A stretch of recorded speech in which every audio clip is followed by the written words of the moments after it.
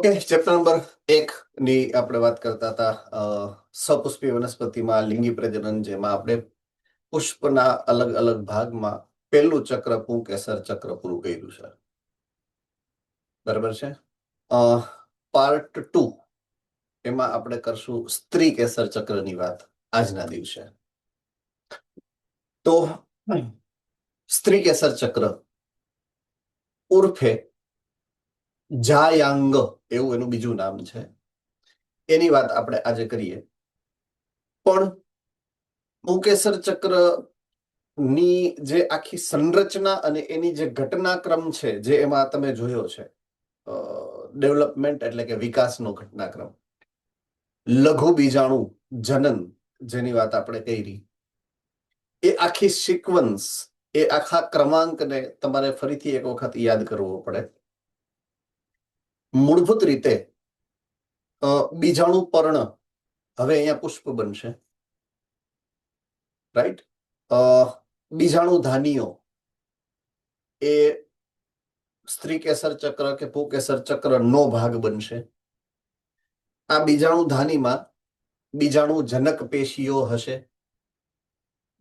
બીજાણુ જનક પેશીનું વિભેદન થશે અને બીજાણુ માતૃકોષો બને છે.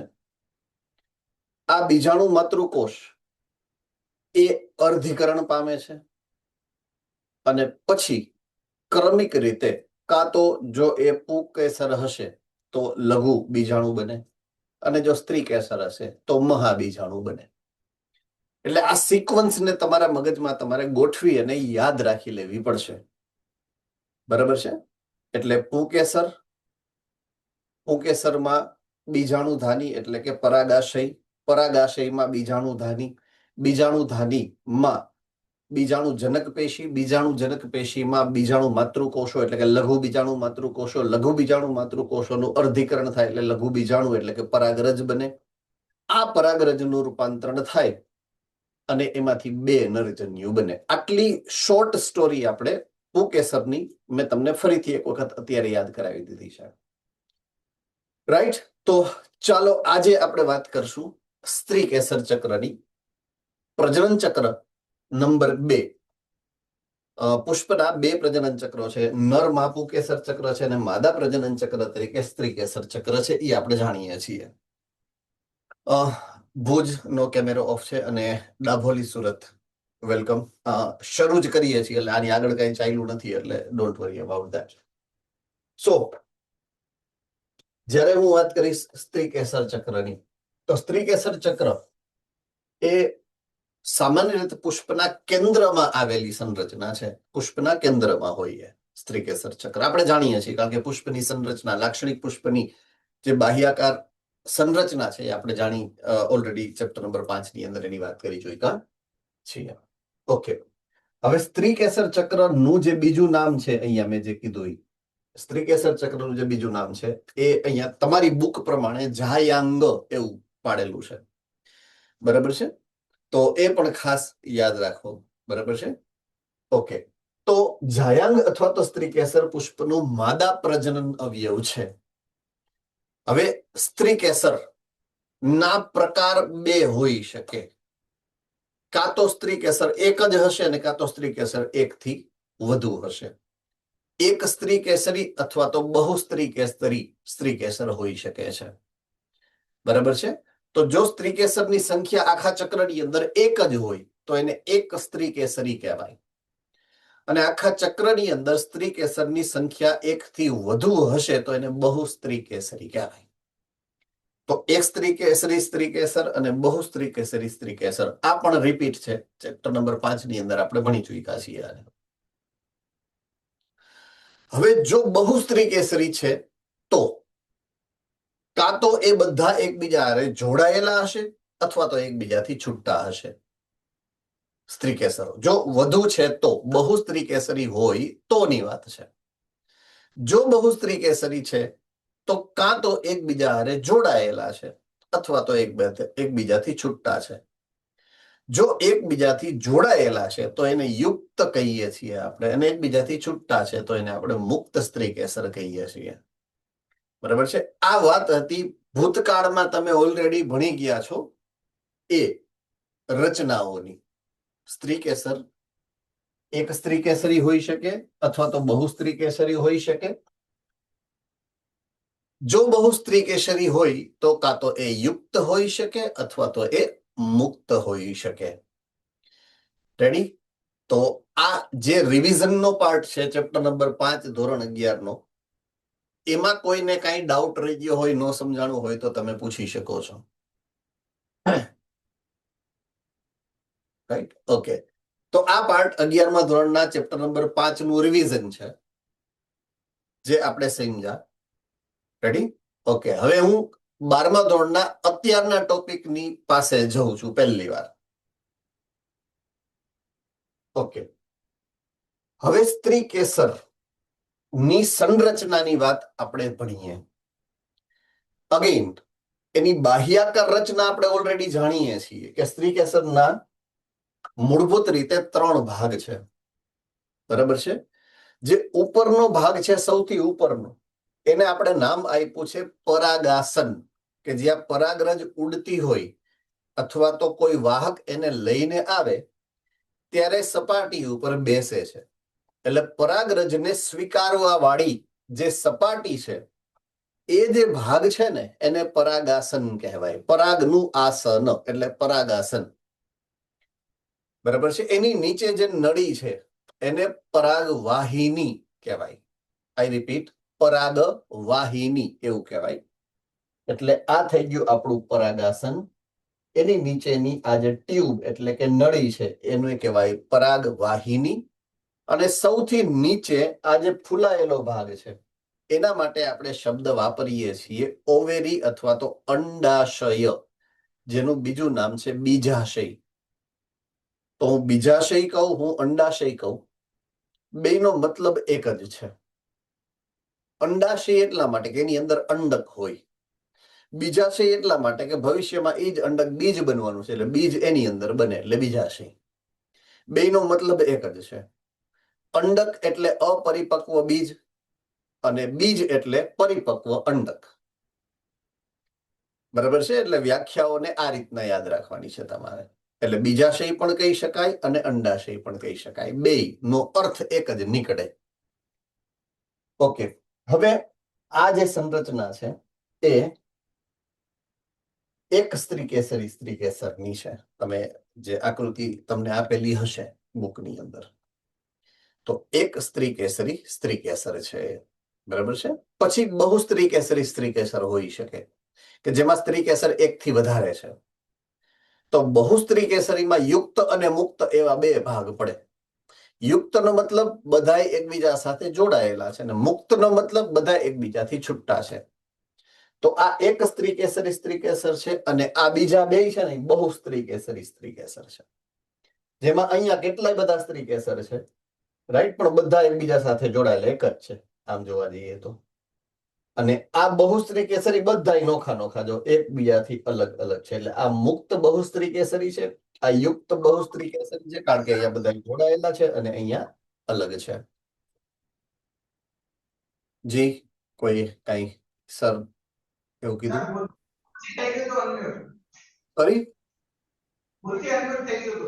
Okay, it is okay, fine, no problem. તો પુષ્પની આ સંરચના આપણે એક વખત ફરીથી રિવાઇઝ કરી છે. અગેઇન જે ચેપ્ટર નંબર 5 માં હતું એ ફરી પાછું અહીંયા તમને તમારી સામે મૂકેલું છે. તો પ્રત્યેક સ્ત્રી કેસરી જે ઘટક છે એ 3 ભાગ ધરાવે છે. પહેલો ભાગ છે પરાગાસન, બીજો ભાગ છે પરાગવાહિની અને ત્રીજો ભાગ છે બીજાશય અથવા તો અંડાશય. આમાં કોઈને કઈ તકલીફ ન સમજાણો હોય એવો કોઈ મુદ્દો? ઓલરાઈટ. હવે આપણે બીજાશયની વાત સમજવી એટલા માટે પડશે કારણ કે મૂળભૂત આપણે જે સમજવું છે આ ચેપ્ટરની અંદર, કે જેમ આપણે લઘુ બીજાણુની ઉત્પત્તિ વિશેની માહિતી મેળવી છે એ રીતના હવે આપણે મહાબીજાણુની ઉત્પત્તિ વિશેની માહિતી મેળવવાની છે. જે પ્રમાણે આપણે નરજન્યુઓ કેવી રીતના ઉત્પન્ન થાય છે એ સમજ્યા, એ પ્રમાણે હવે આપણે માદા જન્યુ કઈ રીતના ઉત્પન્ન થાય છે એની વાત સમજવાની છે. તો માદા જન્યુ જે સ્થાનમાં ઉદ્ભવે છે, માદા જન્યુઓનું નિર્માણ જ્યાં થાય છે એ ભાગ સ્ત્રી કેસરમાં બીજાશયનો ભાગ છે. બીજાશયની અંદર આ ઘટના બને છે. રેડી? ઓકે. તો હવે ખાસ ડાયરેક્ટલી અહીંયા જે પણ આપેલું છે એને સ્થાને હું થોડુંક હોમવર્ક તમને ફરીથી કરાવી દઉં. બરાબર છે?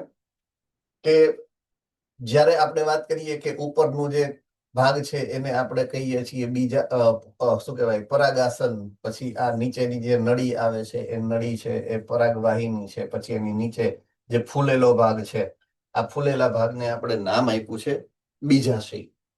તો આ બીજાશય થઈ ગયું આપણું. બરાબર છે? ઓકે. આ બીજાશયની અંદર સે ફોર એક્ઝામ્પલ આ કોઈ ચોક્કસ સપાટી છે, આ સપાટી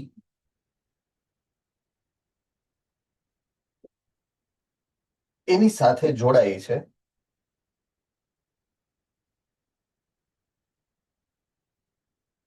આવા અંડક. બરાબર છે? આ અંડક છે એવું આપણે માની લઈએ છીએ. હવે આ જે આખી જે સંરચના છે એને આપણે ઝૂમ કરી દઈએ. અહીંયા હું ઝૂમ કરીને તમારી સામે મૂકું છું.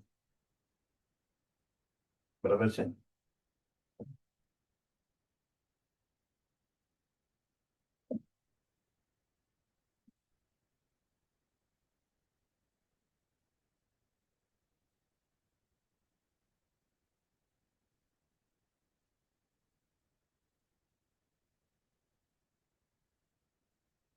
આ બે ખાના છે એટલે બે સ્ત્રી કેસર છે, એટલે દ્વિસ્ત્રી કેસરી સંરચના છે.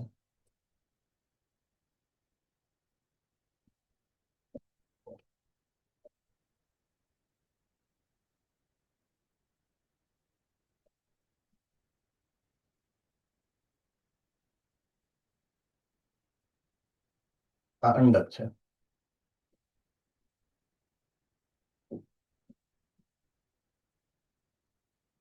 આવી કંઈક સંરચના દેખાય. બરાબર છે? તો આ જે સંરચના છે એને હું કહું છું અંડક. એટલા માટે આને નામ આપ્યું છે મેં અંડાશય.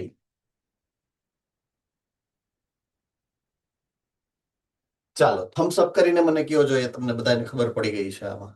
બરાબર છે? તો આ અંડકની સંરચના છે. હવે બધાને ધ્યાનથી સરસ રીતે સમજશું એટલે ગોખવાની જરૂર ભવિષ્યમાં પણ ના પડે એમ. હે ને? તો આ અંડક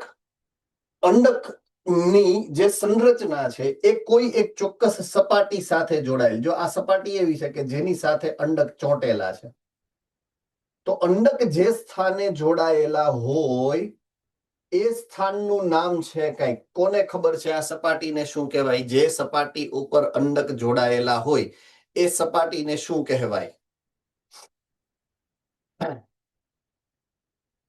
ઈડર સેન્ટર.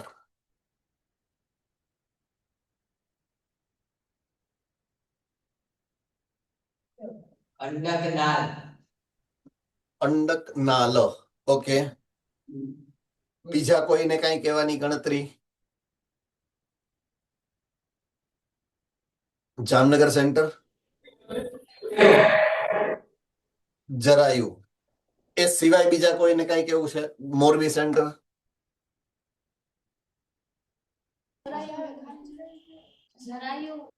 જરાયું. Okay okay. ભુજ સેન્ટર,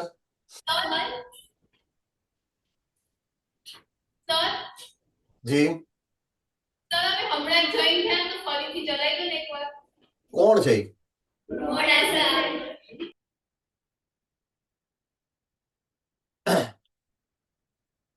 હજી ચાલુ જ નથી કર્યું. હજી તો આકૃતિ દોરીને સમજાવું છું કે છે હું એમ પૂછું છું. સમજાવતો નથી, પૂછું છું. આપણે 11મા ધોરણના ચેપ્ટર નંબર 5 ભણ્યા હતા. બરોબર છે? તો આ સ્ત્રી કેસર છે. કેવું છે? સ્ત્રી કેસર. સ્ત્રી કેસરના 3 ભાગ પડે. પહેલો ભાગ છે એને કહેવાય પરાગાસન. શું કહેવાય? પરાગાસન. આ પહેલો ભાગ. આ બીજો ભાગ એટલે આ નળી. એ નળીને કહેવાય પરાગ વાહિની. શું કહેવાય? પરાગવાહિની. અને આ ત્રીજો જે નીચેનો ભાગ છે એને કહેવાય અંડાશય. માત્ર આપણે એટલું અત્યારે સમજ્યા છીએ, એટલે ચિંતા ન કરો, કઈ વયું નથી ગયું મોડાસા સેન્ટર વાળા. રેડી? ઓકે. હવે અંડાશયની અંદર આ અંડકો ચોંટેલા હોય, અંડક જોડાયેલા હોય, એટલે અંડક જેની અંદર રીએ છે એ સ્થાનને અંડાશય કહેવાય. એવું હું વ્યાખ્યા સમજાવું છું. હવે અંડક જે સપાટીએ ચોટેલા છે અંડાશયની અંદર, એ સપાટી માટે જે શબ્દ કીધો વિદ્યાર્થીઓમાંથી જવાબ આવ્યો છે. બરાબર છે? મોટા ભાગના વિદ્યાર્થીઓનું કહેવું એવું છે કે એને જરાયું કહેવાય. તો એ સાચું છે, એને જરાયું આપણે કહીશું. એટલે આ સપાટી કે જ્યાં અંડાશય અંડકો જોડાયેલા છે અંડાશયની અંદર, એ સપાટીને આપણે જરાયું કહીશું. બરાબર છે? તો થમ્સઅપ કરી દો. આ સામાન્ય સંરચનાની યાદી મેં તમને ફરીથી અપાવી છે એના સ્થાનોની અંદર. બરાબર છે? Okay, good, right. તો બીજાશયની અંદર પોલાણ છે, પોઈન્ટ ટુ બી નોટેડ. જો અહીંયા શું લખ્યું છે? પોલાણ, કોટર આવેલું છે. એ પોલાણ દેખાડી દઉં તમને. આ પોલાણ છે, ખાલી જગ્યા. આ જે ખાલી જગ્યા તમને અહીંયા દેખાય છે, આ ખાલી જગ્યા તમને જે અહીંયા દેખાય છે, એ પોલાણ છે. તો બીજાશયની અંદર પોલાણ છે. બરાબર છે? જરાયું બીજાશયના પોલાણની અંદરની તરફ આવેલું છે. હમણાં જ આપણે જોયું કે આ બીજાશયનું જે પોલાણ છે એની અંદરની તરફ કોઈ પણ એક બાજુ સપાટી સાથે પણ હોય, કેન્દ્રમાં પણ હોય, કોઈ પણ જગ્યાએ હોઈ શકે. જરાયુ વિન્યાસ આપણે અલગ અલગ પ્રકારના શીખી ગયા છીએ. બરાબર છે? તો એ પોલાણની અંદર જરાયુ આવેલો છે. ઓકે, નેક્સ્ટ પોઈન્ટ જોઈએ. જરાયુ પરથી મહાબીજાણુધાની ઉદ્ભવે. મહાબીજાણુધાની એની ઉપર બને છે, જેને સામાન્ય રીતે અંડક કહેવાય. તો જરાયુ ઉપર, આ જરાયુ છે એની ઉપર આ મહાબીજાણુધાની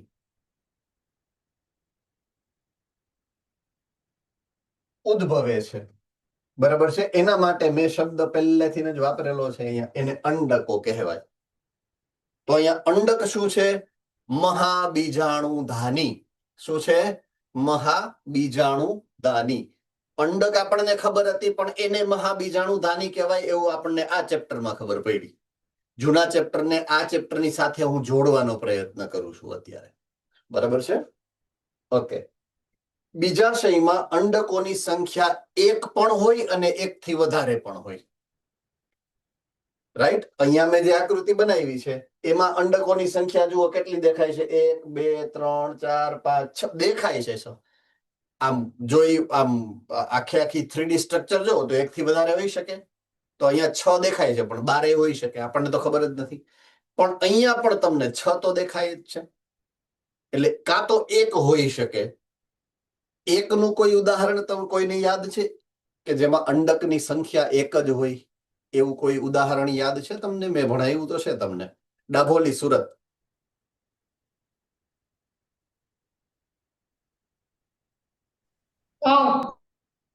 ઘઉં.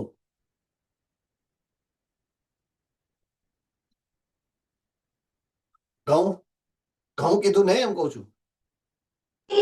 કેરી અને આમ ઘઉં. ઓકે, કેરી અને ઘઉં. બરાબર છે? કોઈ પણ એવું ફળ કે જેમાં એક બીજ નીકળે, કોઈ પણ ફળ કે જેમાં એક જ બીજ નીકળે, તો એ એક જ અંડક ધરાવતું હોય.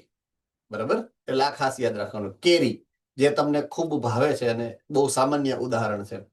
અને દરેકે દરેક ધાન્ય ફળ, દરેક ધાન્ય ફળ, ઈ ચોખા હોય તો પણ ચાલે, બાજરી હોય તો પણ ચાલે, ઘઉં હોય તો પણ ચાલે. બરાબર છે? એટલે એ બધા એક સ્ત્રી કેસર વાળા હોય અને પ્લસ એમાં એક જ અંડક હોય. સો બીજાશયમાં અંડકોની સંખ્યા એક જોઈ ગયું. ઘઉં, ચોખા અને કેરી. બરાબર? અને ઘણા બધા પણ હોઈ શકે. પપૈયું છે, તરબૂચ છે, ઓર્કિડ છે વગેરે. હા, હવે મને ખબર પડી. હોશિયાર તો થઈ ગયા. અરે પણ સરસ સરસ સરસ. મેં કીધું આટલો સચોટ જવાબ કેમ આવ્યો? પણ સારું છે ને, એ સારું છે. It is good. એ બાને વાંચ્યું તો ખરા. આઈ એપ્રિશિએટ. ક્લેપ. ઓકે, ચાલો હવે વાત કરીએ અંડકની સંરચનાની. આપણે ભણતા ભણતા અંડક સુધી પહોંચ્યા.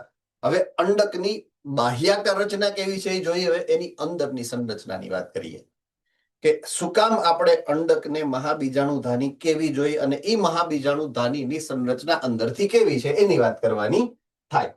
તો હવે તમે જુઓ તો અંડક જે છે, દાખલા તરીકે આ એક કોઈ આકૃતિ છે, એના આડછેદ લીધો છે સ્ત્રી કેસરનો, તો એની અંદર એક અંડક છે, સિંગલ અંડક છે. એક અંડક વાળું આ સ્ત્રી કેસર છે. આ જે સ્ત્રી કેસરનું અંડક છે એ અંડકને ઝૂમ કરી એને મૂકેલું છે, મોટું કરીને. તો આ જે સંરચના છે, લાક્ષણિક રીતે એના ભાગ કેટલા છે એ આપણે સમજીએ. બરાબર છે. તો આ આકૃતિ તમને બુકની અંદર આપેલી હશે. બધાનું ધ્યાન એ આકૃતિ ઉપર હોવું જોઈએ. બરાબર છે. ચાલો, બધાને મળી ગઈ છે આકૃતિ? ઓકે, હવે હું વાત કરું છું એ આકૃતિનું કેન્દ્ર. આકૃતિના કેન્દ્રમાં જે સંરચના છે એનું નામ છે ભ્રૂણપુટ. ચાલો, મળી ગયું છે બધાને? ભ્રૂણપુટ, રાઈટ.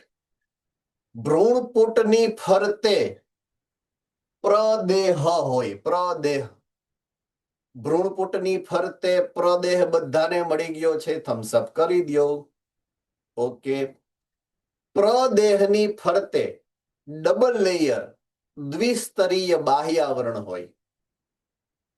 રાઈટ. બહારની બાજુએ છે એને બાહ્ય અંડક આવરણ કહેવાય અને અંદરની બાજુએ છે એને અંતઃ અંડક આવરણ કહેવાય. બધાને મળી ગયું છે? થમ્સઅપ કરી દો. Okay, good. ઉપરની બાજુએ તમે જોશો ને આકૃતિમાં, આ આકૃતિમાં ઉપરની બાજુએ, તો બંને અંડક આવરણમાં ઉપરની બાજુએ જ્યાં ઈ ભેગા થાય છે ને, અહીંયા વચ્ચેથી એકબીજાને ટચ નથી કર્યું. મતલબ કે અહીંયા એક છિદ્ર રહી જાય છે. રાઈટ. આ છિદ્ર બધાને મળી ગયું છે, જેનું નામ છે અંડક છિદ્ર. જુઓ જોઈએ, મળી ગયું છે અંડક છિદ્ર. Very good. ઓકે, અંડક છિદ્ર એ એવી જગ્યા છે કે જે એ આ જે પ્રદેહનો વિસ્તાર છે, પ્રદેહનો વિસ્તાર એ વાતાવરણની સાથે સંપર્કમાં રહી શકે, ઓક્સિજન ટૂંકમાં એને મળી શકે, ગુજરી ન જાય અંદરની પેશી, એટલા માટેની એ વ્યવસ્થા છે. છિદ્ર રહી જાય અહીંયા. રેડી.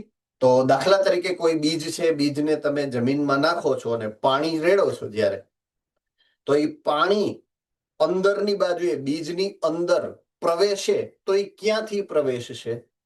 ઓલા બીજની ઉપર જે છિદ્ર રહી ગયું હતું ને, ઈ બીજ છિદ્ર કહેવાય એને. તો એ બીજ છિદ્ર ક્યાંથી આવ્યું? અહીંયાથી આવ્યું. આ બીજ છિદ્ર નું પહેલું સ્વરૂપ છે આ. બરાબર છે. અત્યારે તો આમાં ફલન નથી થયું એટલે એને અંડક કહેવાય, પણ જો ફલન થઈ જાય તો પછી તો આ બીજ બની જવાનું છે ને. તો પછી જે છિદ્ર અત્યારે જે દેખાય છે ને અંડક છિદ્ર, પછી આપણે એને બીજ છિદ્ર કહેશું. I hope I am very clear. મેં જે સમજાવ્યું તમને બધાને સમજાઈ ગયું છે ક્લિયરલી? હેન્ડ રેઝ કરો. હે ને? Okay, good. તો આ અંડક છિદ્ર છે. ઓકે, હવે આ સાઈડ તમે જોશો એટલે અહીંયા તમને આ જે છે, તો આ આખી સંરચના, જો આ આખી સંરચના એટલે શું? તો કે આ સંરચના આટલી, આ સંરચના. રાઈટ. આખી સંરચના મેં તમને સમજાવી અત્યારે. હવે એનું જોડાણ થયેલું છે. એનું જોડાણ કોની સાથે થયેલું છે? જો અહીંયા આ દંડ જેવું છે એની યાર. બરાબર છે. એટલે ઈ જે ભાગ છે ને એને અંડક દંડ કહેવાય. જો અહીંયા લખેલું હશે અંડક દંડ. મળી ગયું? રાઈટ. એટલે અંડક દંડ એકચ્યુઅલી આ છે. મેં જે એરો કર્યો છે ને, આ અંડક દંડ એવું.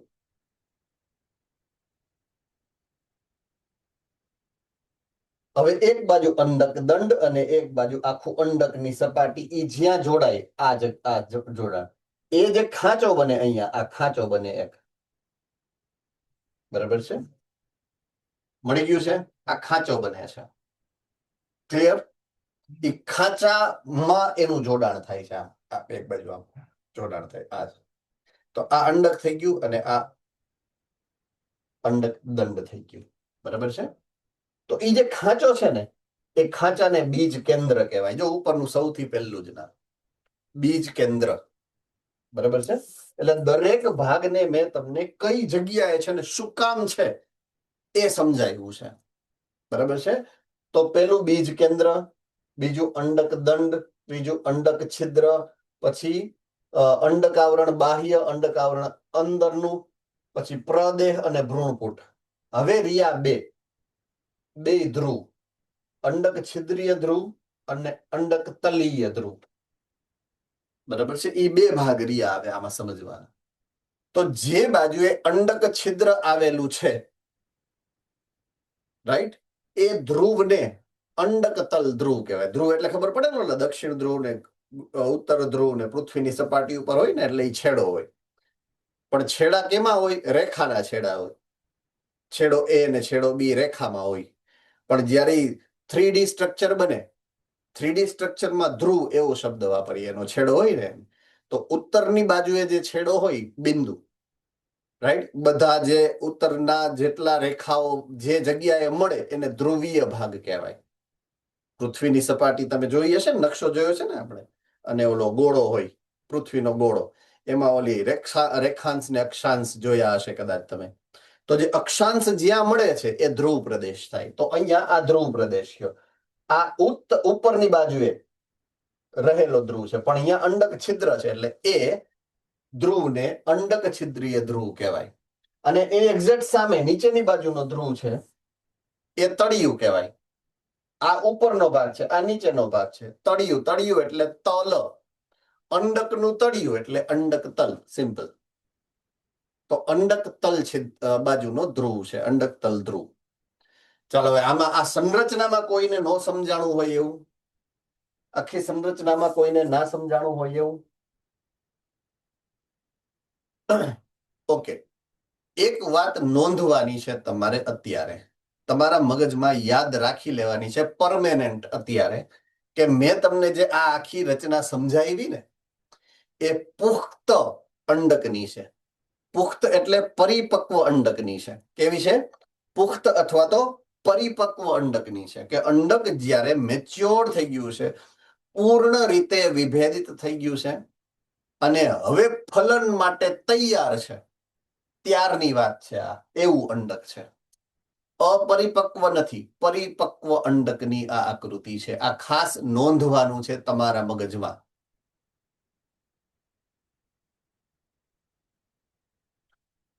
ચાલો હવે જે ટેક્સ્ટ તમારી સામે મૂકેલી છે એ ટેક્સ્ટને હું વાગોડું, સમજાવવાનો પ્રયત્ન કરું.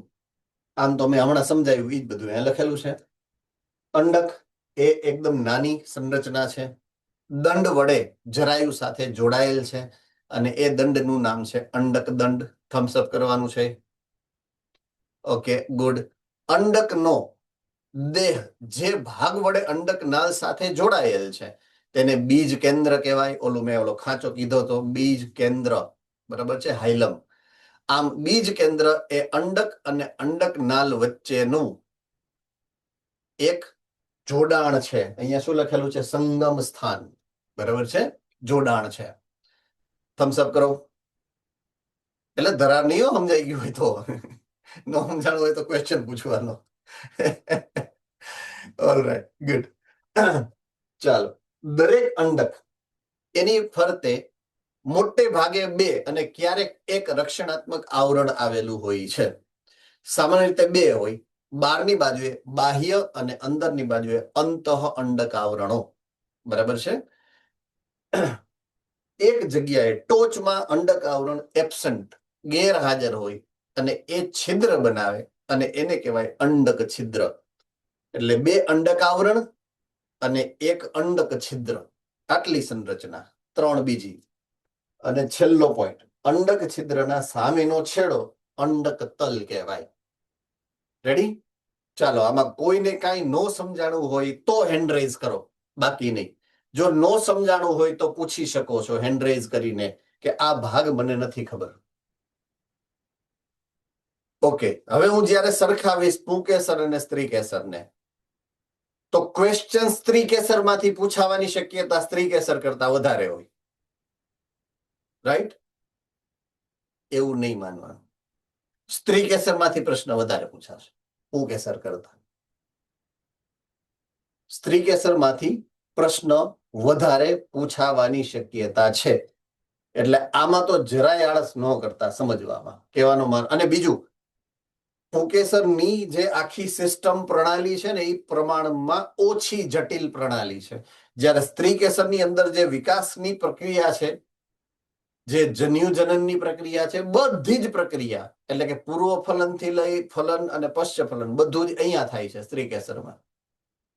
બરાબર છે? બધી ઘટનાઓ સ્ત્રી કેસરમાં થાય છે. પુંકેસરમાં ખાલી પૂર્વ ફલન થાય, બીજું કાંઈ ન થાય. ખાલી પૂર્વ ફલન જ થાય પુંકેસરમાં. જ્યારે સ્ત્રી કેસરમાં ત્રણેય ઘટના બને, પૂર્વ ફલન પણ થાય, ફલન પણ થાય અને પશ્ચ ફલન પણ થાય. એટલે અહીંયા કોમ્પ્લિકેશન વધારે હોય. એટલે એ ખાસ મુદ્દો ધ્યાનમાં રાખવાનો છે. ઓકે, તો આ જે આકૃતિ મેં તમને હમણાં થોડી વાર પહેલા સમજાવી, એ આકૃતિ પ્રમાણે અંડકાવરણથી ઘેરાયેલા કોષોનો સમૂહ પ્રદેહ છે. અને પ્રદેહના કોષો વિપુલ પ્રમાણમાં સંચિત ખોરાક ધરાવતા હોય છે. બરાબર છે? તો કેવા કવિ એવું માંગે છે અહીંયા કે આ બાહ્ય અંડકાવરણ અને આ અંતઃ અંડકાવરણ, એની અંદરનો જે ભાગ છે, એટલે કેટલો ભાગ? આ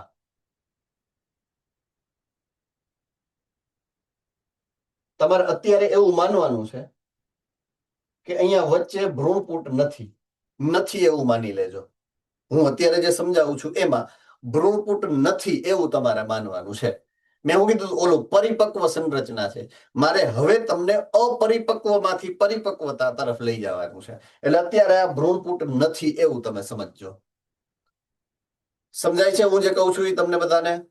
ઓકે, તો બાહ્ય અંડકાવરણ, અંતઃ અંડકાવરણ, એની વચ્ચેની જે પેશી છે ને, એ પેશીનું નામ છે પ્રદેહ. શું કહેવાય એને? પ્રદેહ. અંગ્રેજીમાં એને કહેશું આપણે ન્યુસેલસ. આ પેશીના કોષો વિશેષ રીતે પોષક દ્રવ્યથી સભર હશે. ઓકે, પોષક દ્રવ્યથી સભર હશે તો એમાં ડીએનએ નું પ્રમાણ વધુ હશે, કોષ કેન્દ્ર મોટું હશે. યાદ આવી ગયું? આ બધી લાક્ષણિકતાઓ મેં તમને કીધી હતી. બરાબર છે? એની પ્લોઇડી વધુ હશે, રાઈટ? એટલે આ ખાસ યાદ રાખવાનું કે એના કોષો ખોરાક સંગ્રહી કોષો છે પ્રદેહના. રેડી? ઓકે, હવે આ જે કોષો છે, આની અંદરના જે કોષો છે, એ કોષો એના માટે હું જો નરજન્યુજનક સાથે એને સરખાવીશ, રાઈટ? એટલે કે આપણે જે પુંકેસરની સંરચના સમજી હતી, બરાબર છે? પુંકેસરની અંદર બીજાશય એવો શબ્દ હતો. બીજાશયની અંદર ઓલી બીજાણુધાની હતી. બીજાણુધાનીની કેન્દ્રમાં પણ એક વિશેષ પેશી હતી. એ વિશેષ પેશીનું નામ શું હતું? બીજાણુજનક પેશી. શું હતું? બીજાણુજનક પેશી. હવે એવી બીજાણુજનક પેશી ક્યાં? અહીંયા આવી રહી. આ બીજાણુજનક પેશી છે. એટલે અહીંયા પ્રદેહ એટલે બીજાણુજનક પેશી કહેવાય એને, રાઈટ? પ્રદેહ એટલે બીજાણુજનક પેશી કહેવાય. તો અહીંયા બીજાણુજનક પેશી માટે વપરાતો શબ્દ સ્ત્રી કેસરના અંડકની અંદર પ્રદેહ છે. સમમૂલક રચના સમજાવું છું તમને. જેને આપણે પુંકેસરની અંદર બીજાણુજનક પેશી કહેતા હતા, એને સ્ત્રી કેસરમાં આપણે પ્રદેહ કહેશું. રેડી? ઓકે, ચાલો હું ફરીથી અહીંયા આવી ગયો છું એના એક્સપ્લેનેશન પાર્ટમાં. આકૃતિ મેં તમને સમજાવી. તો પહેલો ભાગ પ્રદેહ છે. પ્રદેહની અંદર ભ્રૂણપૂટ અથવા તો માદા જન્યુજનક બને છે. આમાં હોય છે એવો શબ્દ છે, રાઈટ? હવે પરિપક્વ છે, જો આ દાખલા તરીકે આ પરિપક્વ છે એવું મેં પહેલા તમને કીધું. હવે એવું માની લઈએ પરિપક્વ છે, તો પ્રદેહના કેન્દ્રમાં તમને એક ભ્રૂણપૂટ જોવા મળશે. આવી રહ્યું. એ ભ્રૂણપૂટ છે ને, એ માદા જન્યુજનક કહેવાય. રાઈટ? શું કહેવાય? માદા જન્યુજનક. નરજન્યુજનક એટલે શું? કોને ખબર છે? કોને યાદ છે? નરજન્યુજનક કોને કહેવાય?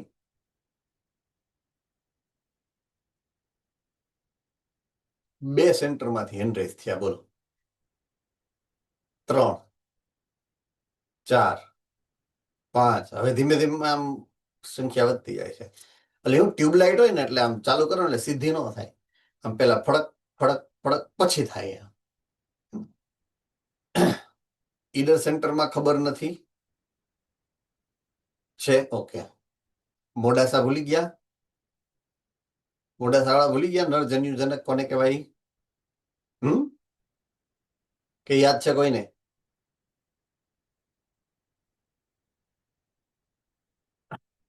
Okay, good. ચાલો. મોરબી સેન્ટરે સૌથી પહેલા લગભગ હેન્ડરેઝ કર્યો હતો, એટલે એને આપણે ચાન્સ આપીએ. નરજન્યુજનક કોને કહેવાય? મોરબી સેન્ટર. પરાગરજ. ગુડ.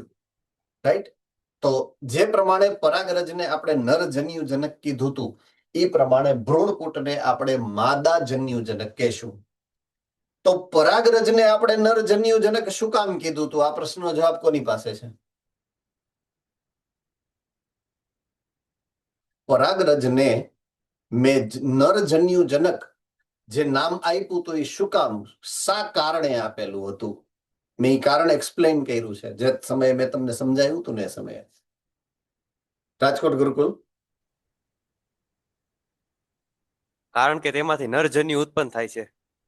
ઓકે, તો એ જ પ્રમાણે જો હું ભ્રૂણપુટને માદા જન્યુજનક કહેતો હોઉં તો શું કામ કહી શકું? કારણ કે તેમાંથી માદાજન્યુ ઉત્પન્ન થાય છે. યસ. એટલે ભવિષ્યમાં ભ્રૂણપુટ એવી સંરચના બનવાની છે કે જેમાંથી માદા જન્યુ બનશે. તો વિકાસની પ્રક્રિયા આપણે જેમ જેમ સમજવાના છીએ ભવિષ્યમાં આગળ, તો એમાં ભ્રૂણપુટ માદા જન્યુઓ બનાવવાનું છે. I hope I am very clear. Thums up. All right. Good. તો અંડકમાં સામાન્ય રીતે એક મહાબીજાણુમાંથી સર્જાયેલા એક ભ્રૂણપુટ આવેલા. Very very very very very important tagline. Right?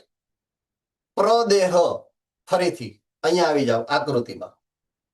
પ્રદેહ એમાં હજારો કોષો છે. હજારો કોષોનો સમૂહ છે. કદાચ લાખો કોષોનો સમૂહ છે પ્રદેહ. લાખો કે હજારો માંથી એક જ કોષ નું વિભેદન થાય. કેટલા? એક કોષનું વિભેદન થાય. ઈ એક કોષ બને પ્રદેહમાંથી મહાબીજાણુ માતૃકોષ. બરાબર છે? તો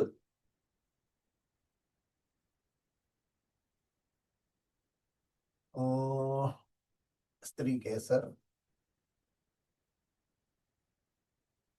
એમાં આવશે બીજાશય, એમાં આવશે અંડક. અંડકની જે બીજાણુજનક પેશી છે,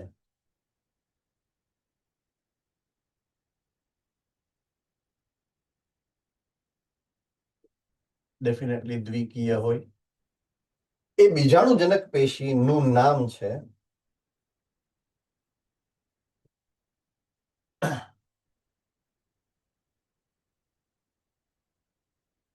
પ્રદેહ.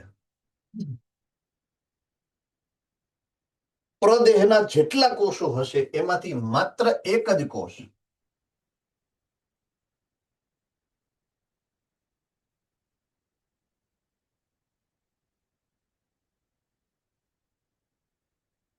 એનું વિભેદન થાય. વિભેદન માત્ર એક જ કોષનું થાય. અને જે વિભેદિત કોષ બનશે એ વિભેદિત કોષનું નામ છે મહાબીજાણુ માતૃકોષ. તો એની પ્લોઈડી પણ 2n હશે, બરાબર છે. એ વિભેદિત કોષ હશે. તો હજારો કે લાખોમાંથી એક જ કોષનું વિભેદન થાય અને મહાબીજાણુ માતૃકોષ બને. બધાને યાદ રહી જશે આ ઘટના, હે ને? ઓકે. હજી એક વિશેષતા છે અહીંયા. હું આગળ વધી જાઉં છું કારણ કે આપણે ઘટનાક્રમ ખબર છે. મહાબીજાણુ માતૃકોષ એટલે બીજાણુ માતૃકોષનું અર્ધીકરણ થાય એ કોને ખબર છે? મહાબીજાણુ કે લઘુ બીજાણુ માતૃકોષ હશે એટલે એનું વિભેદન થાય અને વિભાજન થાય. તો વિભાજન થાય અને અર્ધીકરણ દ્વારા વિભાજન થાય એવું કોને યાદ છે કે કોઈ પણ બીજાણુ માતૃકોષ એનું અર્ધીકરણ થાય? કોને યાદ છે એવું? ઓકે, વેરી ગુડ, આઈ એપ્રિશિએટ. તો અહીંયા અર્ધીકરણ થશે. આનું શું થશે? અર્ધીકરણ. રાઈટ. તો અર્ધીકરણ થાય તો મહાબીજાણુ માતૃકોષમાંથી જે મહાબીજાણુઓ બનશે એ 4 મહાબીજાણુ બને.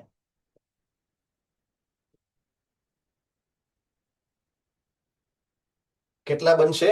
4. અને 4 કેવા હશે? એકકીય. પ્લોઇડી બને, અર્ધીકરણ થયું ને એટલે એકકીય બને.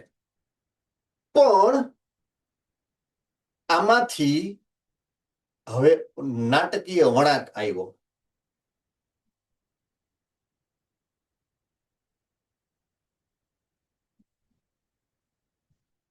ત્રણ કોષો એનું વિઘટન થાય. 3 કોષોનું વિઘટન થઈ જાય અને માત્ર એક જ કોષ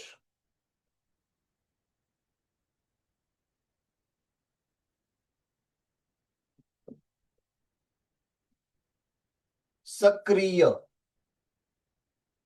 મહાબીજાણુ બને.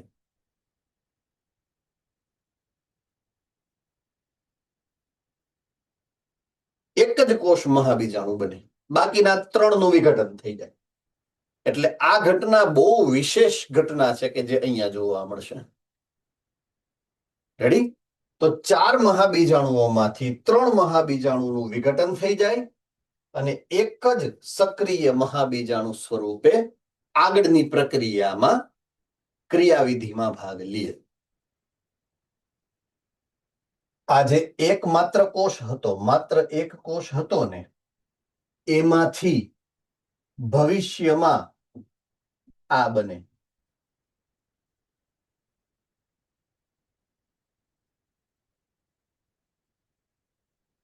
જે ભ્રૂણપુટ બન્યું ને એ આ સક્રિય મહાબીજાણુમાંથી બને.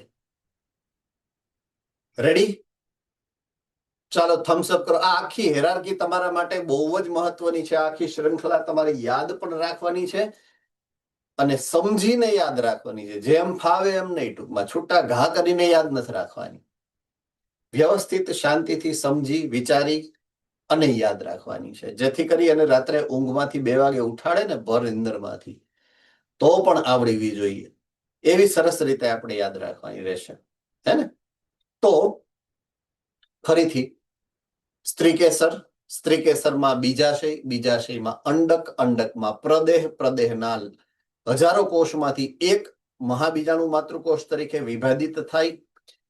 એનું અર્ધીકરણ થાય, 4 મહાબીજાણુઓ બને, 4 માંથી 3 નું વિઘટન થાય અને એક જ સક્રિય બને. એ સક્રિય બનશે એ ભવિષ્યમાં ભ્રૂણપુટનું નિર્માણ કરશે. આ આખી સ્ટોરીને બેકગ્રાઉન્ડમાં રાખવાની છે. આ આખી જે સ્ટોરી તમારી સામે મૂકી છે એને બેકગ્રાઉન્ડમાં રાખી અને આપણે સંરચનાને સમજવાની છે. રેડી? તો અંડકમાં સામાન્ય રીતે એક મહાબીજાણુમાંથી સર્જાયેલ એક ભ્રૂણપુટ આવેલું છે. હવે સમજાઈ ગયું? રેડી? પણ એ એક લીટી સમજવા માટે કેવડી રામાયણ શીખવી પડે છે, હે ને? એટલે મેં કીધું ને એમ કે સ્ત્રીકેસરની અંદરની સંરચના અને ઘટનાઓ થોડીક જટિલ પ્રકારની હોય એવી છે. ઓકે. મહાબીજાણુ જનન, જેમ આપણે લઘુ બીજાણુ જનન સમજાતા એ પ્રમાણે હવે આપણે મહાબીજાણુ જનનની વાત કરશું. મેં તમને આછી પાતળી ક્વિક રિવિઝન અથવા તો ક્વિક જેને કહેવાય સ્ટેપ્સ મેં તમને સમજાવ્યા છે. મહાબીજાણુ જનનની ઘટનાઓ મેં તમને સમજાવી દીધી છે. રાઈટ. હવે એ ઘટના પ્રમાણે જે ક્રિયાવિધિ થઈ છે ને એની વાત જો આ આકૃતિમાં આપેલી છે. આ આકૃતિ પણ તમારી બુકમાં હશે, ગોતો જોઈએ. મળ ગઈ હે? ગુડ. તો પહેલી આ આકૃતિ જોવાની છે. આ આકૃતિ પહેલા જોવાની છે. This one. તો એમાં તમને પ્રદેહ દેખાશે.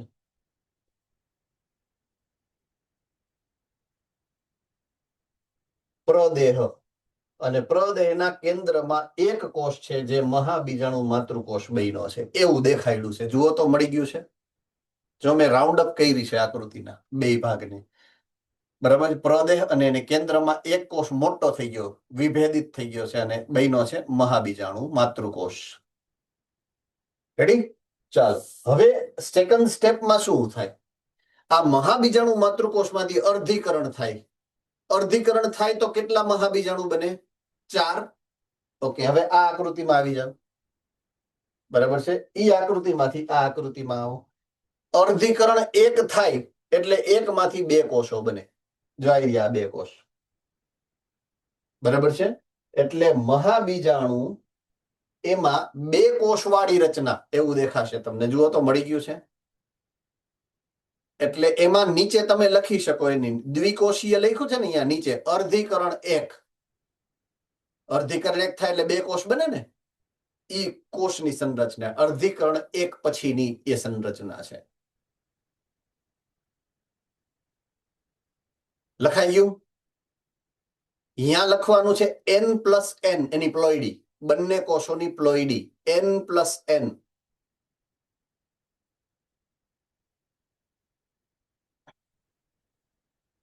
લખાઈ ગયું છે? ઓકે. હવે આકૃતિ નંબર 3 માં અર્ધીકરણ 2 થઈ ગયું છે એટલે ટોટલ 4 કોષો બની ગયા. જુઓ 1 કોષ, 2 કોષ, 3 કોષ, 4 કોષ. અહીંયા લખેલું છે મહાબીજાણુ ચતુષ્ક. મળી ગયું બધાને? જુઓ તો ગુડ. લઘુ બીજાણુ ચતુષ્ક બન્યું તું એવું યાદ છે કે નહીં? તો આ જ પ્રમાણે અહીંયા મહાબીજાણુ ચતુષ્ક બન્યું છે. એટલે કે અર્ધીકરણ 2 પછીની અવસ્થા છે. અહીંયા નીચે કૌંસમાં તમારે લખવાનું છે. જે આ ચતુષ્ક લખ્યું ને એના નીચે કૌંસમાં લખી નાખો અર્ધીકરણ 2 પછીની અવસ્થા છે ઈ. બરાબર છે. ટૂંકમાં અહીંયા અર્ધીકરણ પતી ગયું છે એટલે 4 કોષો બની ગયા છે. 4 મહાબીજાણુઓ બન્યા છે. ચાલો તો એ જ પ્રમાણે જે થિયરીમાં અહીંયા આપ્યું છે એ થિયરી હું તમને સમજાવી દઉં કે મહાબીજાણુ માતૃકોષ જે એક જ છે. મહાબીજાણુ માતૃકોષ જે એક જ હોય. રાઈટ. હવે આપણે જ્યારે પુંકેસર સંજાતા અને બીજાશય સંજાતા એની અંદર પીએમસી એવો વર્ડ આવ્યો હતો. PMC pollen mother cell. એ પ્રમાણે અહીંયા શબ્દ આવશે એમએમસી. શું આવશે?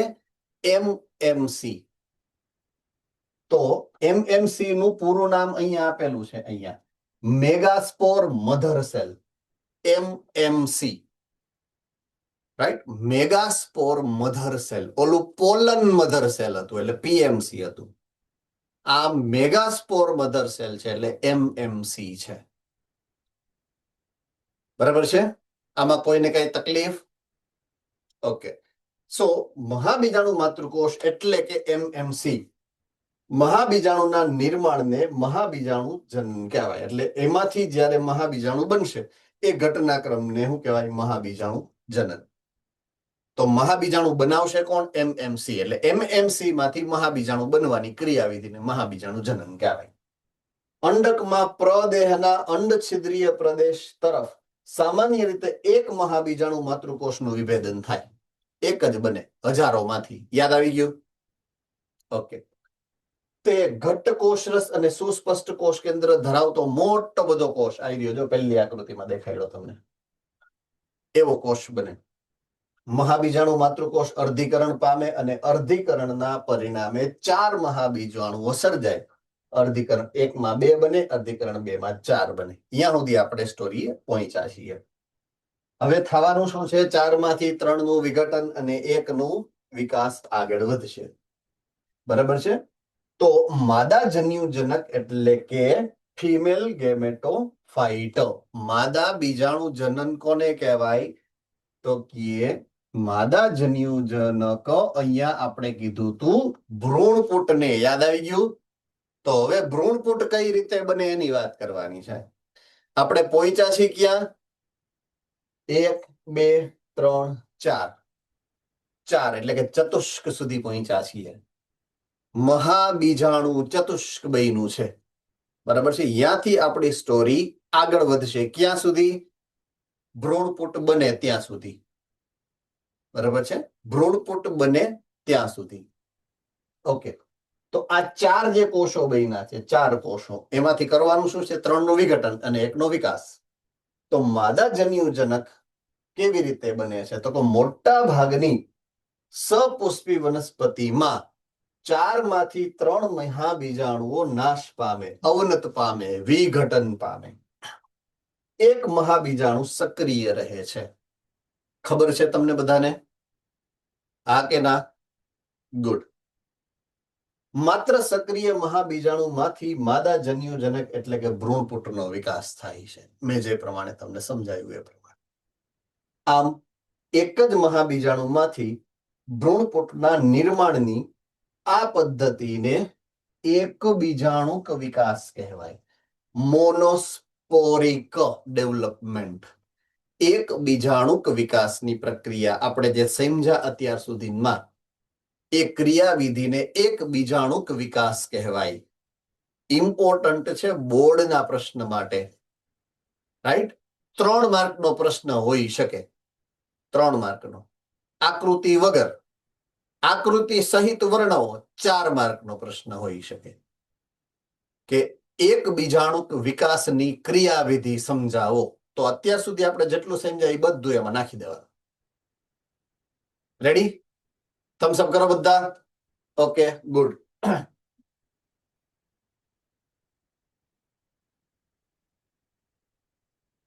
ચાલો હવે ભ્રૂણપુટમાં શું ઘટનાક્રમ બને? તો આપણે પહોંચ્યા છીએ ક્યાં? આપણે અત્યારે ક્યાં સુધી પહોંચ્યા છીએ? કે કુલ 4 મહાબીજાણુ હતા. કેટલા હતા? 4. 4 માંથી 3 ગુજરી ગયા અને 1 વધ્યું. 1 જે વધ્યું એનું નામ છે સક્રિય મહાબીજાણુ. તો હવે આપણી પાસે જે સંરચના હાજર છે એ સંરચનાને આપણે નામ આપ્યું છે સક્રિય મહાબીજાણુ. સક્રિય શું કામ? કારણ કે એ હજી ક્રિયાવિધિમાં આગળ ભાગ ભજવવાનો છે. બરાબર છે? એ હજી આગળ ક્રિયાવિધિમાં ભાગ ભજવશે. સક્રિય રીતે ભ્રૂણપુટમાં રૂપાંતરિત થાય. કઈ રીતે થાય ભાઈ? હે? તો ચાલો એની વાત આપણે કરીએ.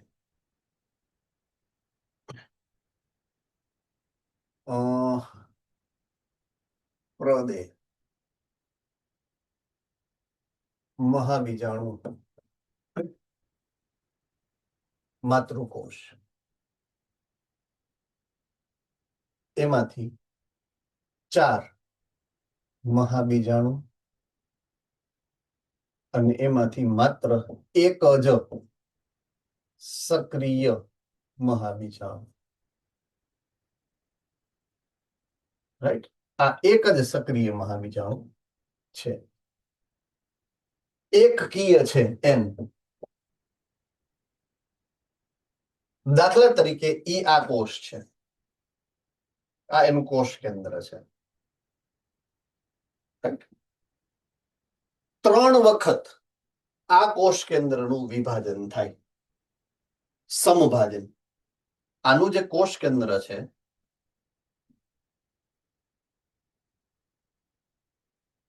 એ 3 વખત સમભાજન કરશે.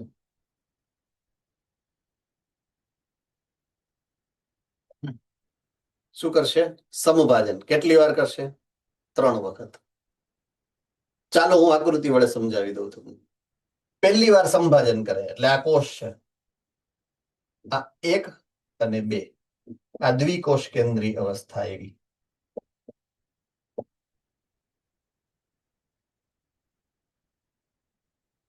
રેડી? ઓકે, હવે બીજી વખત વિભાજન કરે એટલે આ બે કોષ કેન્દ્ર વિભાજન કરે. કેટલા થયા? 4 કોષ કેન્દ્ર.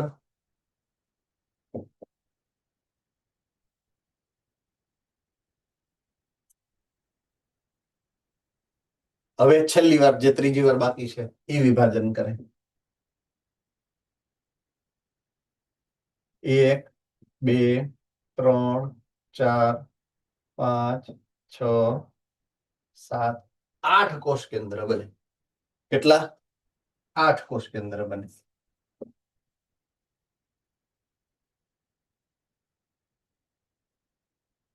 ચાલો, આમાં કોઈને કઈ મુશ્કેલી સમજવામાં હોય એવી ઘટના?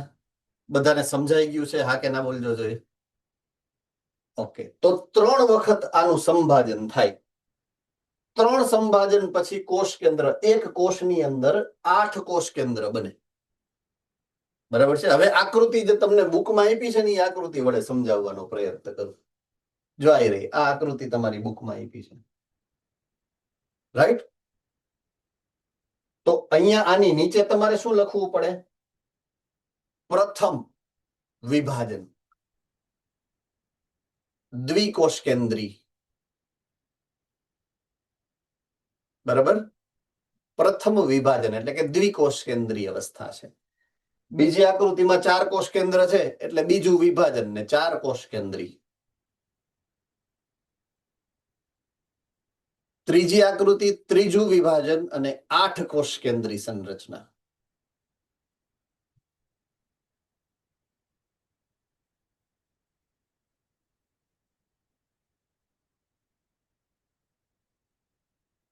चलो, सबने लिख लिया है? गुड. चलो, अब मैं मेरी आकृति में वापस जाता हूं ना. चलिए, ये मेरी आकृति है, इसमें वापस जाता हूं. राइट? હવે આ જે 8 કોષ કેન્દ્રો હતા ને, કોષ કેન્દ્રો, એ હવે ધ્રુવીય પ્રદેશ તરફ ગતિ કરે, પોતપોતાના ધ્રુવ તરફ. દાખલા તરીકે આ 1 2 અને 3 કોષ કેન્દ્ર ઉત્તર ધ્રુવમાં જાય. આ 1 2 3, 4 માંથી 1 રહી જાય. બરાબર? અહીંયા એવું થાય, 4 માંથી 1 રહી જાય અને 3 નીચે વહી જાય દક્ષિણ ધ્રુવ તરફ. આમ. આટલું સમજાઈ ગયું? હા કે ના? Okay, good. હવે જે કોષ કેન્દ્રો ધ્રુવીય પ્રદેશ તરફ ગયા છે ને, એ પોતાની ફરતે કોષ રસ પટલ બનાવે. કોષની અંદર કોષ. કોને યાદ છે આવી ઘટના? કોષની અંદર કોષ, ફુગ્ગાની અંદર ફુગ્ગો, કોને યાદ છે? કેમાં બન્યું તું આવું? પરાગરજમાં. ક્યાં બન્યું તું? પરાગરજ. તો સેમ વસ્તુ અહીંયા થાય છે, પણ વા એક ફુગ્ગો, એની અંદર બીજો એક જ સિંગલ ફુગ્ગો હતો. કોષની અંદર કોષ. અહીંયા એક કોષની અંદર ઢગલો એક કોષો બનશે. ચાલો જોઈએ. એક કોષ અહીંયા બને, બીજો કોષ અહીંયા બને, ત્રીજો કોષ અહીંયા બન્યો. ટોટલ 3 કોષ અહીંયા બન્યા.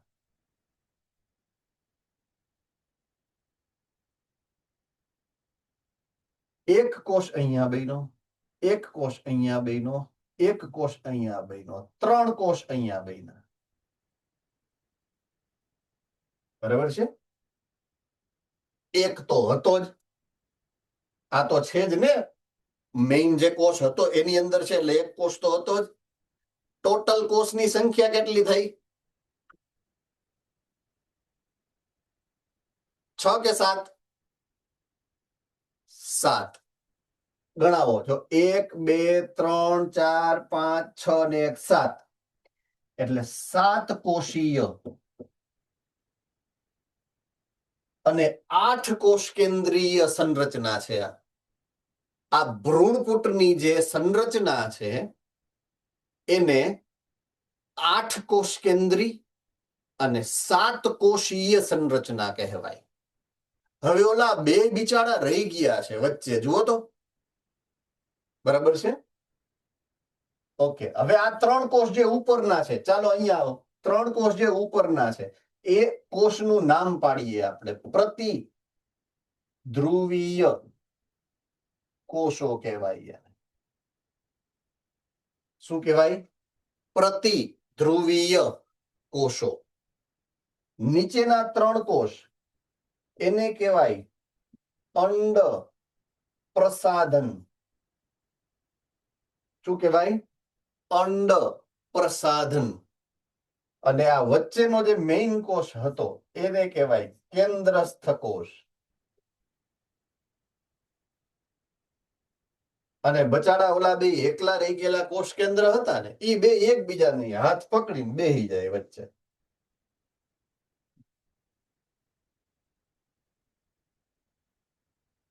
બે જોડાઈ ગયા, હે ને? તો એ કોષ કેન્દ્ર થઈ ગયું, કેન્દ્રસ્થ કોષનું કોષ કેન્દ્ર. ચાલો, આમાં કોઈને કઈ મુશ્કેલી ખરી? રેડી? સરળતાથી સમજાઈ ગયું છે તમને બધાને? પરફેક્ટલી થમ્સઅપ કરો જોઈએ એટલે મને ખબર પડે કયો પોઈન્ટ એવો છે કે જે તમને ક્યાંય નથી સમજાણો. કોઈ એવું છે વિદ્યાર્થી કે જેને નથી સમજાણું કે આ વસ્તુ શું છે, એ નથી સમજાણી, એવું કોઈ હોય તો કહી દેજો ફટાફટ. ચલો, ઓકે. ચાલો, હવે એ સંરચના મેં જે સમજાવી ને તમને, તમારી આકૃતિમાં અહીંયા આવી. અહીંયા આ અંડ પ્રસાધન છે, જે મેં નીચે કર્યું હતું, અહીંયા ઉપરની બાજુ ઊંધું છે. અંડ પ્રસાધનના 3 કોષ. આ પ્રતિધ્રુવીય કોષો 3, અને વચ્ચે ઓલા 2 કોષ કેન્દ્ર રહી ગયા હતા. દ્વિધ્રુવીય કોષ કેન્દ્ર થઈ ગયું. બરાબર છે? દ્વિધ્રુવીય કોષ કેન્દ્ર એટલે આ થઈ ગયું તમારું દ્વિધ્રુવીય કોષ કેન્દ્ર.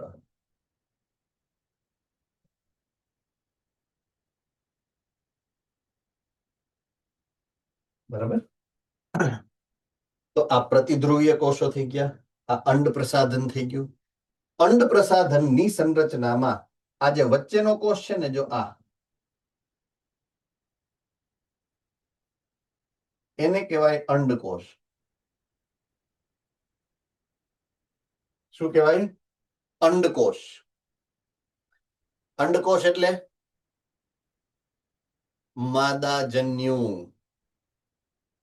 અંડકોષ એટલે માદાજન્યુ બની ગયું. સમજ में आ रही है बात? માદાજન્યુ બની ગયો છે અહીંયા. હવે અંડકોષની બાજુ આજુબાજુમાં 2 એક એક પહેરેદાર છે, અણુવર છે, બે બાજુ એક એક. ઓલા 2 વરરાજા બનાવ્યા હતા, ખબર છે? 2 નરજન્યુ. કોને કોને યાદ છે? મેં ત્યારે સમજાવ્યું હતું, 2 વરરાજા બન્યા છે. કન્યા એક જ બની છે અંડકોષ. અહીંયા એક જ કન્યા બને છે, વરરાજા 2 છે, કન્યા 1 છે. સ્ટોરીને પાછી અત્યારે પોઝ ઉપર મૂકીએ.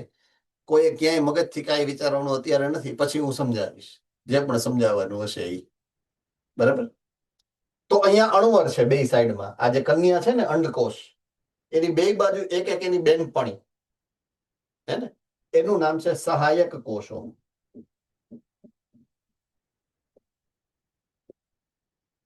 શું કહેવાય? સહાયક કોષો. એટલે અંડ પ્રસાધનમાં એક અંડકોષ હોય અને 2 સહાયક કોષ હોય. રેડી? થમ્સ અપ કરો. Okay, good. ચાલો, હવે એ સરસ મજાની સંરચના જે અહીંયા હવે પરફેક્ટલી તમને આકૃતિમાં દેખાડી છે. હવે ઓલી જે આકૃતિ બઠી હતી ને ઊંધી, એ હવે સીધી કરી અને આ આકૃતિ સ્વરૂપે તમને આપેલી તમારી બુકમાં છે જ. જોઈ લ્યો, જો મળી ગઈ છે. ચાલો, ઉપરના 3 કોષ જુઓ જોઈએ. પ્રતિધ્રુવીય કોષો દેખાઈ ગયા છે બધાને. નીચેના 3 કોષોમાં અંડકોષ પણ જોવાનો છે અને 2 સહાયક કોષો ગોતવાના. ટોટલ 3 કોષ મળે એટલે થમ્સ અપ કરવાનું. રેડી? આ વચ્ચેનો જે આખો મેઇન કોષ છે, બરાબર છે, કેન્દ્રસ્થ કોષ લખેલું છે અને દ્વિધ્રુવીય કોષ કેન્દ્ર લખેલું છે. જુઓ, જો મળી ગયું છે.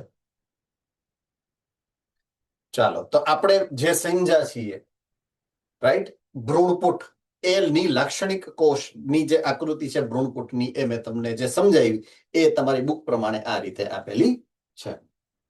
8 કોષ કેન્દ્રીય અવસ્થા જ્યારે બનશે, 8 કોષ કેન્દ્રીય અવસ્થા, એ પછી કોષ દિવાલનું નિર્માણ શરૂ થાય, લાક્ષણિક માદા જન્યુજનક અને ભ્રૂણપુટનો વિકાસ થાય. તો 8 માંથી 6 કોષ કેન્દ્ર કોષ દિવાલથી આવૃત બને અને કોષીય સ્વરૂપ ધારણ કરે. 3 ઉપરની તરફ, 3 નીચેની તરફ. 3 ઉપરની તરફ જાય અને પ્રતિધ્રુવીય કોષ કીધા, 3 નીચેની તરફ આવે એ અંડ પ્રસાધન બનાવે. બાકીના 2 કોષ કેન્દ્ર ધ્રુવીય કોષ કેન્દ્ર તરીકે વચ્ચે રહી જાય. બરાબર છે? તેઓ અંડ પ્રસાધનની હેઠળ મોટા કેન્દ્રસ્થ કોષમાં ગોઠવાઈ જાય. રાઈટ? એટલે આ અંડ પ્રસાધન છે એની નીચે આ જે મોટો કેન્દ્રસ્થ કોષ છે એની વચ્ચે ગોઠવાઈ જાય. પૂરું થઈ ગયું. આને કહેવાય લાક્ષણિક ભ્રૂણપુટનું નિર્માણ. ડન છે? ચાલો, આમાં કોને એવું લાગે છે કે આ અઘરું છે? એમ કોને એવું લાગે છે કે અઘરું છે? કાંઈ અઘરું નથી પહેલા. એમાં અત્યારે અઘરું નહીં લાગે. ઘરે ગયા પછી વાંચવા બેસો પછી બધું ડિસેપિયર થશે. અરે પછી દોરે દિવસે તારા દેખાશે આ વાંચવામાં પાછા. પણ એ તારા જેમ દેખાશે એને જમીન ઉપર લઈ આવવાના છે. તારે જમીન પર પાછું યાદ કરવાનું, મેં શું તમને સમજાવ્યું હતું, મેં શું તમને ભણાવ્યું હતું, હું શું બોલતો હતો, તમને શું યાદ રહેતું હતું જે તે સમયે. એટલે ઓટોમેટિક કોરિલેટ કરી લેશો. ગોખવાની જરૂરિયાત ન પડે એવી રીતે ભણજો પ્લીઝ. હે ને? કારણ કે ગોખવામાં ભેગું નહીં થાય. અટપટું હોય ને એટલે ગોખવામાં ભેગું ન થાય.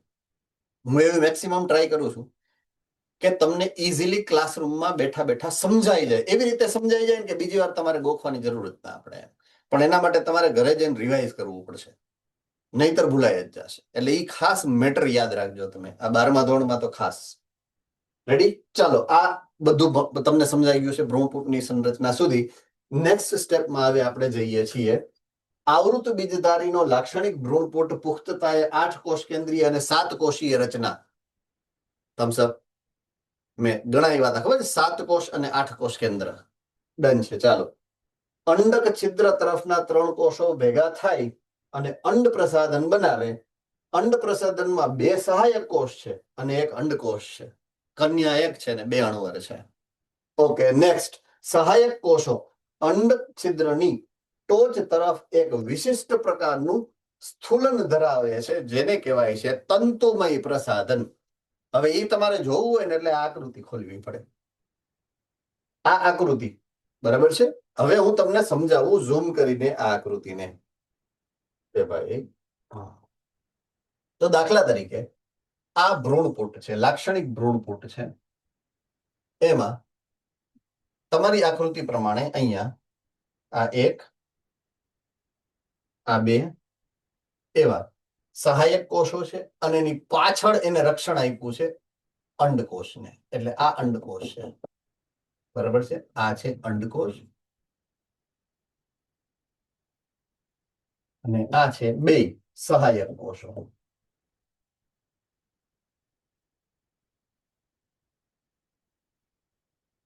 રેડી? હવે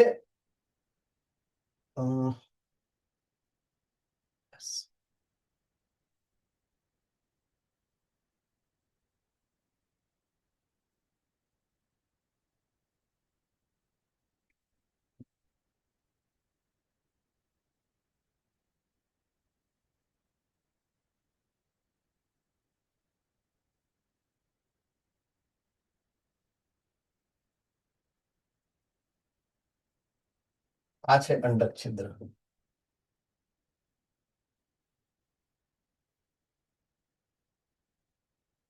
આ છે એના અંડક આવરણો.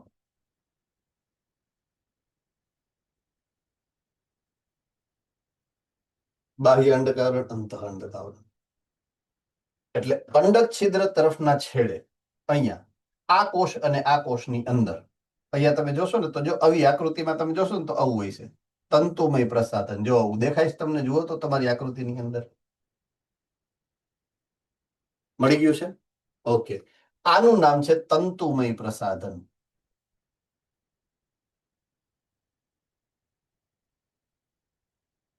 શું છે નામ એનું? તંતુમય પ્રસાધન. ફિલિફોર્મ એપરેટસ અંગ્રેજીમાં, ગુજરાતીમાં તંતુમય પ્રસાધન.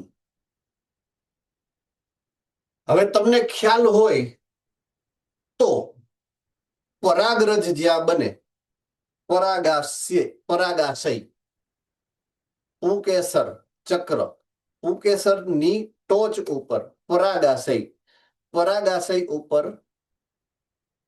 એની જે પરાગરજની ઉત્પન્ન થવાની પ્રક્રિયા તમે સમજી છે. કોને કોને યાદ છે? ઓકે. જ્યારે પરાગરજ બને ત્યારે એ પરાગાશયની ચારે ચાર ઓલી જે બીજાણુધાની છે એ ફાટે, સ્ફોટન થાય. કોને કોને યાદ છે? પરાગરજ મુક્ત થાય હવામાં. તો કાં તો હવા દ્વારા, કાં તો પાણી દ્વારા, અને કાં તો વિશેષ પ્રકારના વાહકો દ્વારા આ પરાગરજ ઉડી અને કોઈ અન્ય પુષ્પ અથવા તો ઈજ ને ઈજ પુષ્પ અથવા તો એ જ છોડના બીજા પુષ્પના પરાગાસન ઉપર સ્થાપિત થાય. આ ઘટનાને પરાગનયન કહેવામાં આવે છે.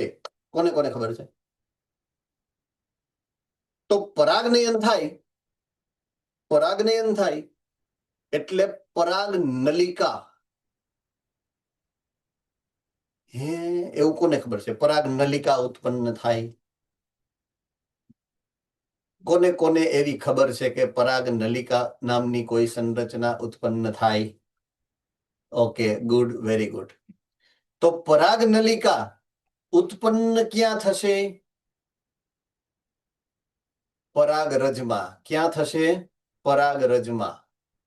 પરાગરજમાં સ્પોરોપોલેનિનના આવરણની વચ્ચે વચ્ચે ઓલા જનન છિદ્રમાંથી પરાગ નલિકા ઉત્પન્ન થશે. મેં એવું સમજાયું હતું. એ પરાગ નલિકા ને એ અંકુરણ ને થાય ક્યાં ખબર છે? પરાગાસન ઉપર. ક્યાં થાય? પરાગાસન. સ્ત્રી કેસરના પરાગાસન ઉપર જ્યારે પરાગરજ પડે પછી બનતી ઘટના છે. પરાગવાહિની એટલે કે સ્ત્રી કેસરની વચ્ચેની ઓલી નળી, એમાંથી પરાગ નલિકા નીચે ઉતરે. રાઈટ? ઈ પરાગ નલિકા એમાંથી નીચે ઉતરે અને અંડક તરફ જાય. ક્યાં જાય? અંડક તરફ જાય. અંડક તરફ જાય એટલે જવાનું છે ક્યાં એને? એની અંદર શું હશે?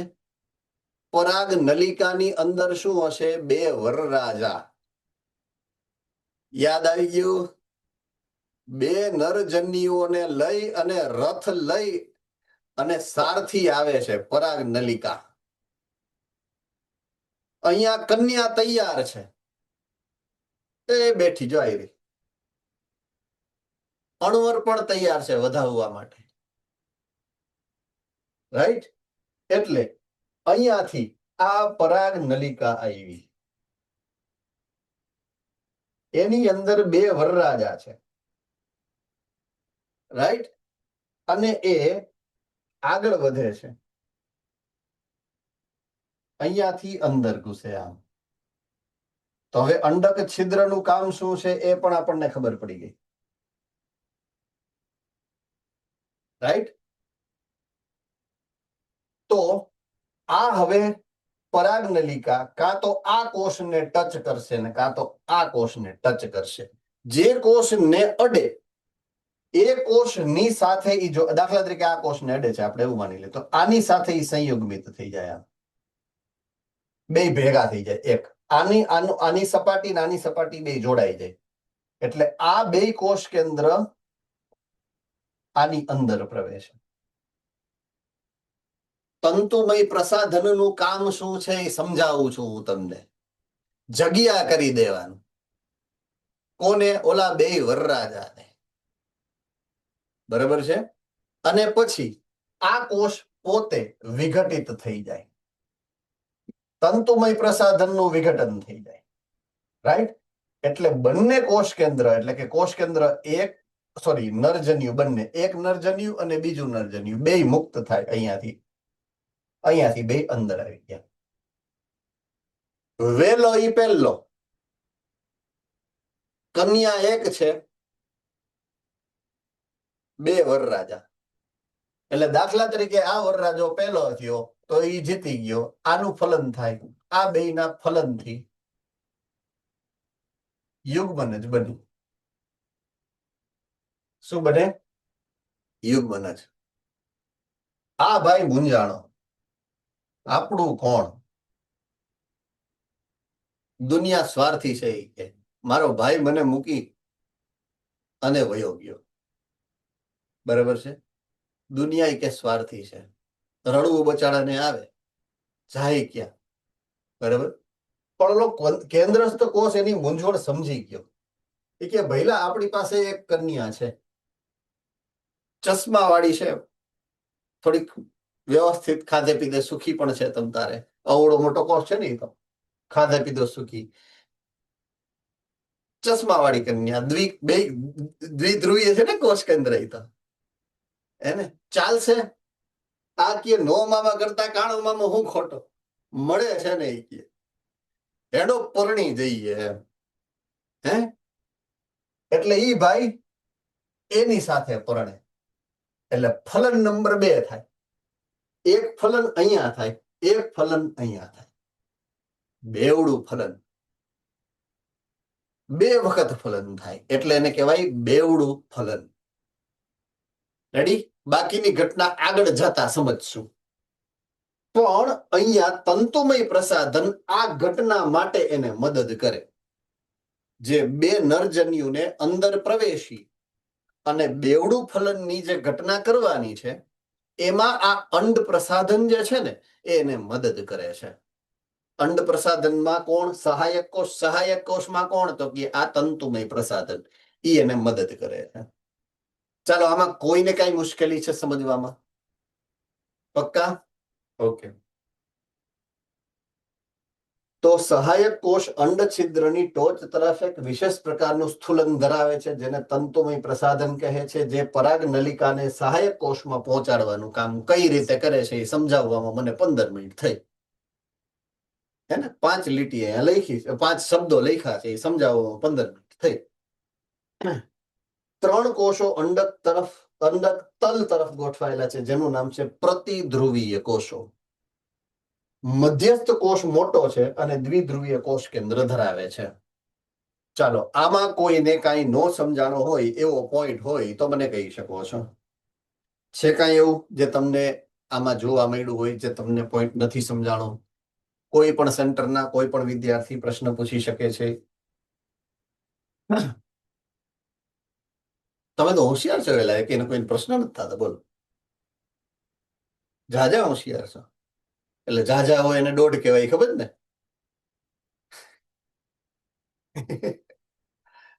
એકાદો ક્વેશ્ચન કોક જનરેટ કરો તો મને એમ થાય કે તમે ભણો છો. હું એટલું બધું સારું ભણો પ્રશ્ન જ નથી થતા. હા પડે. જો આને મસ્કા માર્યા કહેવાય. બન ઓલા બટર નો ચપડે બન ઉપર મસ્કા બન, આ ઈ આ ધંધો કહેવાય. ઓકે, ચાલો. માદા જન્યુજનકનો જે વિકાસ તમને આખો મેં સમજાવ્યો એનો ટૂંક સાર અહીંયા રજૂ કરેલો છે. બરાબર છે. પ્રદેહના એક કોષ બને, એક કોષમાંથી મહાબીજાણુ માતૃકોષ બને, એનું અર્ધીકરણ થાય, અર્ધીકરણમાં આ ઓલા ભ્રૂણપુટ બને, એ ભ્રૂણપુટ પછી આગળ વધી અને આ પરિપક્વ ભ્રૂણપુટ બનાવે. એક છે અંડક કોષ વાળો જે આખો ભાગ છે અંડ પ્રસાધન, અને એક છે પ્રતિધ્રુવીય કોષ, જે ઓલરેડી તમે સમજી જોઈ ગયા છો. એનું એક રિવિઝન કરાયું છે આકૃતિ સ્વરૂપે. અને અહીંયા પાર્ટ 2 માદા જન્યુ જનન આપણે પૂરું કરીએ છીએ. બરાબર છે. ભલે 15 મિનિટ વધારે રહી આજના દિવસની, પણ છતાં લેક્ચર અત્યારે હું પૂરું કરું છું. બરાબર છે, કારણ કે પછી વધારે ઓવર જશે. આજના દિવસનું માદા જન્યુ જનનનું કોમ્પ્લિકેટેડ પ્રોસેસ છે, જટિલ ક્રિયાવિધિ છે. 15 મિનિટનો ટાઈમ તમારી પાસે છે. ભાગવા કરતા એક વખત રિવાઇઝ કરી લ્યો. હું અહીંયા ઉભો જ છું તમારા માટે. એક વખત નજર ફેરવી લ્યો. 10 મિનિટનો સમય હું તમને આપું છું. બરાબર છે. હા, જેને વંચાઈ જાય દે કેન લીવ, કોઈ વાંધો નથી. હું તમારા માટે 10 મિનિટ રાહ જોઈશ. તમે એક વખત, હું રિક્વેસ્ટ કરું છું, વાંચો વ્યવસ્થિત. આખી બુકની અંદર જેટલું આપ્યું છે માદા જન્યુ જનન બધું વાંચો. જ્યાં તમે અટકી જાઓ છો ત્યાં તમે મને કહો એટલે હું તમને એ પોઈન્ટ સમજાવી અને ક્લિયર કરું તમારા મગજમાંથી. ટૂંકમાં ભાગી નથી જવાનું, મારો કહેવાનો મતલબ એ છે.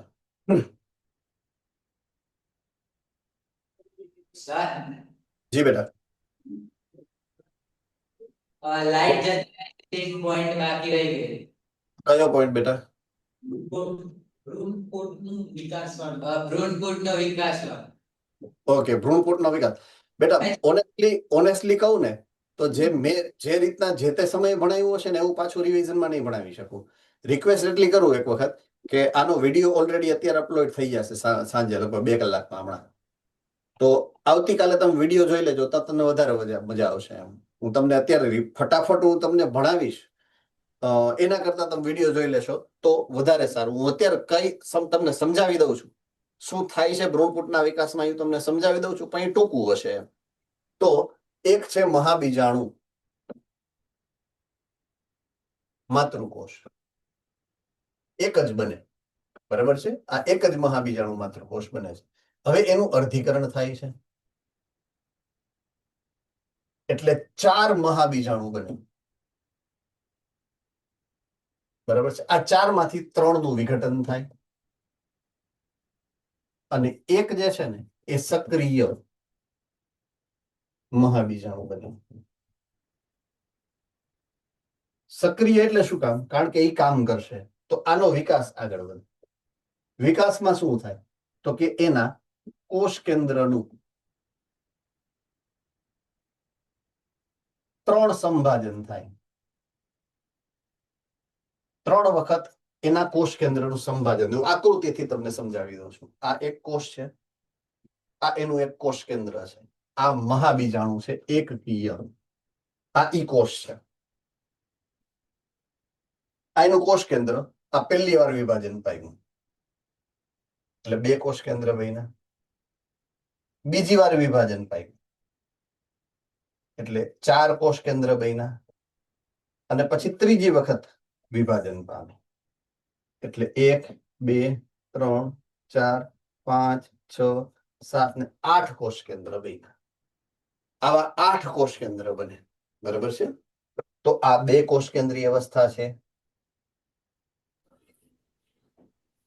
આ 4 કેન્દ્રીય અવસ્થા છે અને આ 8 કોષ કેન્દ્રીય અવસ્થા છે. આ 8 માંથી 3 ઉપરના 3 છે એ આમ ઉપરની તરફ વહી જાય. 1 2 3. આ નીચેના 3 છે એ નીચેની બાજુ આવી જાય. 1 2 3 અને વચ્ચેના 2 છે ને એ વચ્ચે ગોઠવાઈ જાય. આ 1 અને 2 આમ. અને એની ફરતે કોષ રસપટલ અને કોષ દિવાલ બની જાય. જો આ એક કોષ બને અહીંયા, બીજો કોષ બન્યો અને ત્રીજો કોષ બન્યો. અહીંયા બી આ એક કોષ બન્યો, બીજો કોષ બન્યો, ત્રીજો કોષ બન્યો. એટલે ટોટલ આ એક કોષ તો હતો જ અહીંયા, આ 3 અહીંયા બન્યા અને 3 અહીંયા બન્યા. એટલે આ એક મોટા કોષની અંદર 6 નવા કોષો બન્યા. કોષની અંદર 6 કોષ, એવી સંરચના બની. એટલે આ એક કોષ અને 6 કોષ, આ જે રચના બની ને એ 7 કોષીય અને 8 કોષ કેન્દ્રીય ભ્રૂણપોટ, પરિપક્વ ભ્રૂણપોટ કહેવાય, બરાબર છે. પરિપક્વ ભ્રૂણપોટ કહેવાય. આ વચ્ચેનો જે મુખ્ય કોષ છે એનું નામ છે મધ્યસ્થ કોષ. આ કોષ કેન્દ્ર એનું છે, મધ્યસ્થ કોષનું કોષ કેન્દ્ર, એને દ્વિધ્રુવીય કોષ કેન્દ્ર કહેવાય. આ 3 કોષ જે નીચેની તરફ છે, અંડક છિદ્ર તરફ હોય, એને અંડ પ્રસાધન કહેવાય.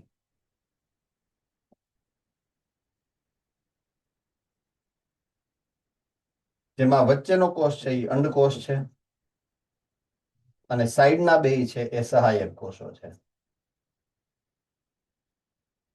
અને આ 3 કોષોને પ્રતિધ્રુવીય કોષો કહેવાય.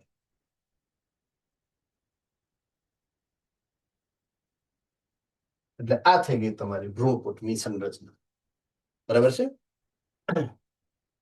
ચાલો, બીજા કોઈ સેન્ટરમાં તમે વાંચવામાં ક્યાંય અટકા હો અને કોઈ પોઈન્ટ, મુદ્દો, શબ્દ?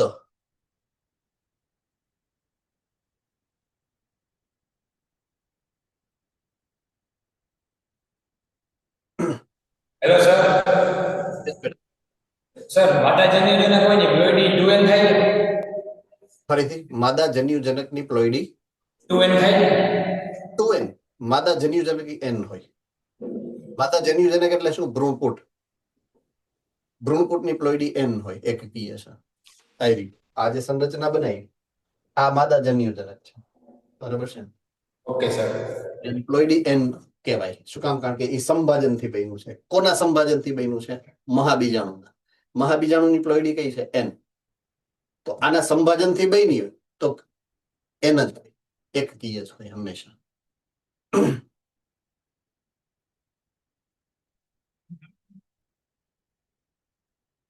પ્લોઇડી વાળા પ્રશ્નો પૂછાશે. પ્લોઇડી વાળા પ્રશ્નો ખતરનાક રીતે મોડિફાઈ કરી તમને કન્ફ્યુઝન થાય એ પ્રકારે પૂછાશે. એટલે ખાસ એ તો બહુ જ યાદ રાખવાનું છે તમારે. પ્લોઇડી દરેક કોષ જે પણ રચના હશે, એના જે પણ પ્રકારના કોષો હશે, એની પ્લોઇડી હંમેશા સાથે યાદ રાખવી જ. એવી ગણતરીથી આગળ વધવું એટલે તમને નીટમાં કન્ફ્યુઝન ના થાય. ખાસ યાદ રાખવાનું. Hello sir. યસ બેટા. સર આ પ્રતિધ્રુવીય કોષનું શું કામ છે?